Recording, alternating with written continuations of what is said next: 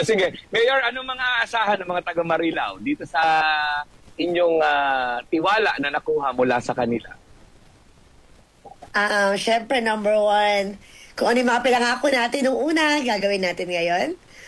Ang ating priority project is yung magkaroon kami ng isang dekalidad na healthcare system. Kasi right now, wala pa rin kami ospital dito sa bayan namin. So, tatapos natin yung ospital and pending that, kahit pa paano, magkakaroon tayo ng magandang healthcare system. Then yung education sector, syempre, full support din tayo sa ating education sector para yung mga kabataan natin later on, hindi na maging privilege yung pag-aaral.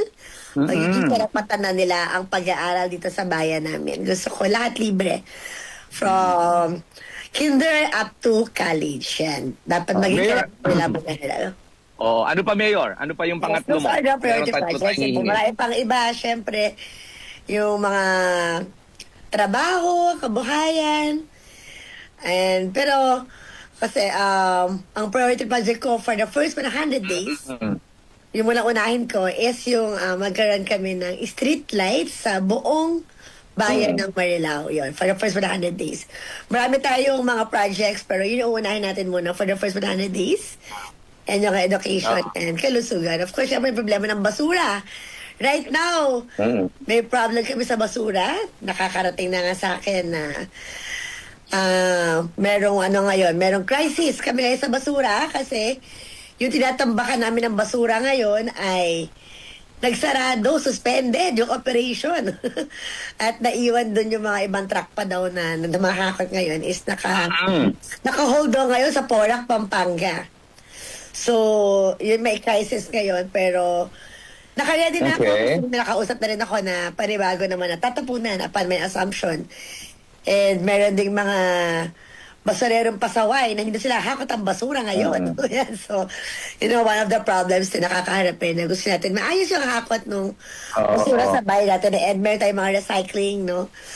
And like yung proposal, yung waste to energy project, ayan, so tatry din natin yan. And, ano pa ba, yung sa aming, yung sa animal bite, kailangan kompleto lahat yung mga anti-rabies. Kumusta ang baha dyan, Mayor? Baha. Yes, yung baha. Kumusta baha dyan? Sa ano lang naman yun, sa bayan. Sa bayan namin, magkakonta kami syempre nung expert talaga dyan sa baha. Yan. And for the first 100 days na, yung order ko din na yung lahat ng mga barangay, maglinis na ng mga drainage nila.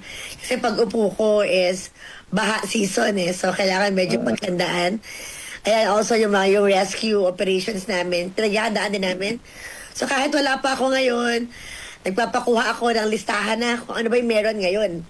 And kung ano yung kulang, para meanwhile, makagawa tayo ng paraan para dun sa rescue operations na. Siyempre, good governance, Alam mo, Mayor, accountability, transparency, yan. And marami pang iba